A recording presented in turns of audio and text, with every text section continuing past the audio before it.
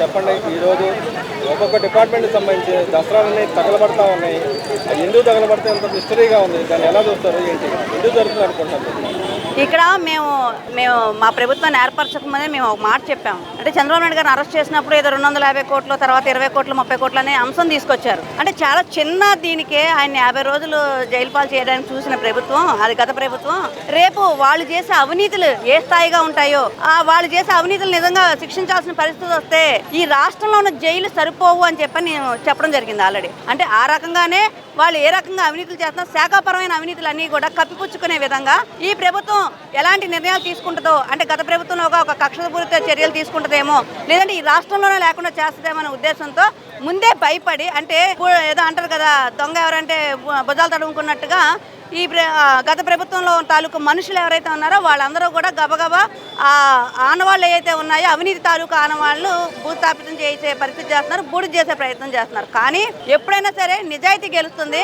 ఎన్ని అవినీతి అక్రమాలు చేయాలని చూసినప్పటికీ కూడా నిజాయితీయే గెలుస్తుంది. సో ఆ నిజాయితీతో పోలిస్తే వీళ్ళు ఎన్ని అక్రమాలు చేసినా, ఎన్ని ఫైల్స్ బూడిదపాలు చేసినప్పటికీ కూడా ఖచ్చితంగా ఎవరైతే అవినీతి చేశారో వాళ్ళందరూ కూడా జైలు పాలు అవ్వడం ఖాయం. ఆ ప్రక్రియ ఈరోజు జరుగుతుంది. కానీ చాలా మంది అంటున్నారు రెడ్ బుక్ అన్నారు కదంటే, ప్రభుత్వం వచ్చేసిన తర్వాత ఏదో చేసేయాలి, వెంటనే అంత జరిగిపోవాలి అని చెప్పి అన్నారు. రెడ్ బుక్ అన్నారు. ఇప్పుడు రెడ్ బుక్ అనేది ఏం లేదు, చప్పబడిపోయింది అంటున్నారు. ఈ ప్రభుత్వం కూటమి ప్రభుత్వం ఏదో సింగిల్ పార్టీ అంటే టీడీపీనో లేకపోతే జనసేనో లేకపోతే బీజేపీనో కాదు. కూటమి ప్రభుత్వం యొక్క నిర్ణయాలు ఎలా ఉంటాయి అంటే ఒక మాట మీదే అందరూ ముందుకెళ్లే పరిస్థితి ఉంటుంది.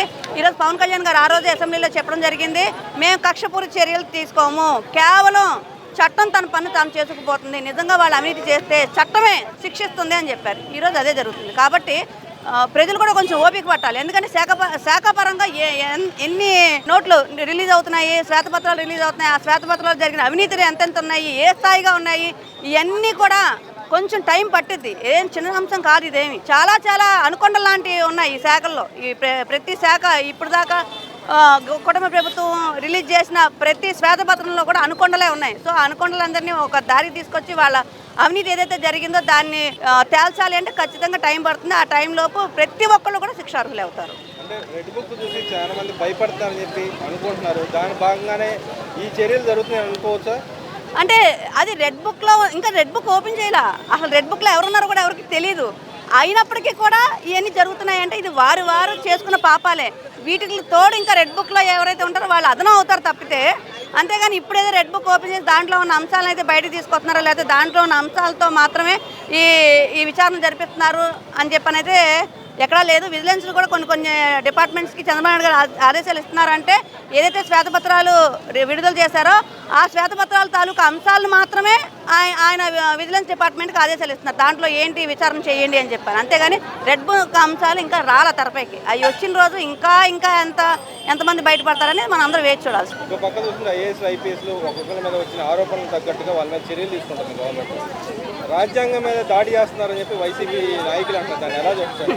పనికిమాలిన మాటలు మాట్లాడుతానే ఇన్ని సంవత్సరాలు వాళ్ళు 5 సంవత్సరాలు పరిపాలన చేయకుండా పనికిమాలిన మాట్లాడతా, బూతులు మాట్లాడతా, ఇలానే ఇదే పరిపాలన అనుకుంటూ ఇదే రాజ్యాంగం అనుకుంటూ గడిపేసిన వ్యక్తులకి ఏం తెలుస్తుంది రాజ్యాంగం అంటే? నిజంగా రాజ్యాంగంలో ఉన్న వ్యక్తులు ఐఏఎస్లు ఐపీఎస్లు వీళ్ళని నిజంగా ఒక దేవుళ్ళుగా భావిస్తారు.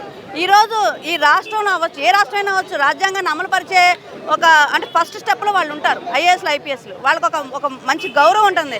అలాంటి గౌరవప్రదమైన స్థాయిలో ఉండాల్సిన ఐఏఎస్ ఐపీఎస్ని ఈరోజు ఏ స్థాయికి జగన్మోహన్ రెడ్డి దిగజార్చాడు అంటే, ఈ ప్రభుత్వాలు ఎప్పుడు శాశ్వతం కాదు. ఉద్యోగస్తులు కూడా తెలుసుకోవాల్సింది ఏంటంటే ప్రభుత్వాలు 5 సంవత్సరాలకు ఒకసారి మారుతూ ఉంటాయి. అది తెలుసుకొని కనుక వాళ్ళు నిజాయితీగా వారి పని వారు చేసినట్టయితే ఖచ్చితంగా ప్రజలకు న్యాయం జరుగుద్ది. అలాగే వాళ్ళ కెరియర్లో ఈ రిమార్కులన్నీ లేకుండా ఉంటాయి.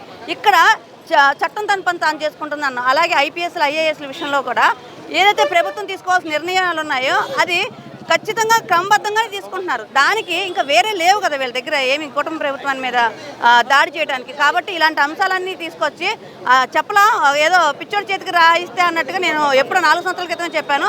ఆ రకంగానే ఈరోజు ఏమి పని చేయడానికి లేక జగన్మోహన్ రెడ్డి కూటమి ప్రభుత్వం మీద ఒక విషం చిమ్ముతున్నాడు. ఎందుకంటే తనకి 38% ఆల్రెడీ ఉంది. సో ఆ ఉన్నదాన్ని ఎలా పెంచాలి అనే ఆలోచనలో ఇలాంటి విషయం చిమ్మితే కనుక అది పెరుగుద్దేమో అనుకుంటున్నాడు. కానీ ఒకటి అర్థం చేసుకోవాల్సింది ఏంటంటే ఆ 38% ఇలాంటి విషయం చిమ్ముతానే ఉంటే కనుక జనాలకు అర్థమవుద్ది. అటు 3నో ఇటు 8 పోద్ది. కాబట్టి అది నేను ఇంతకుముందు కూడా చెప్పా, 151 అని విరవీగుతున్నాడు, అటు 1 ఇటు 1 పోద్దని, మధ్యలో 5 పోయింది. ఈ రోజు కూడా ఇలాంటి చేష్టలు చేసి ఇలాంటి స్టేట్మెంట్లు ఇస్తే కనుక ఆ 38లో ఇటు 3 అటు 8 పోద్ది.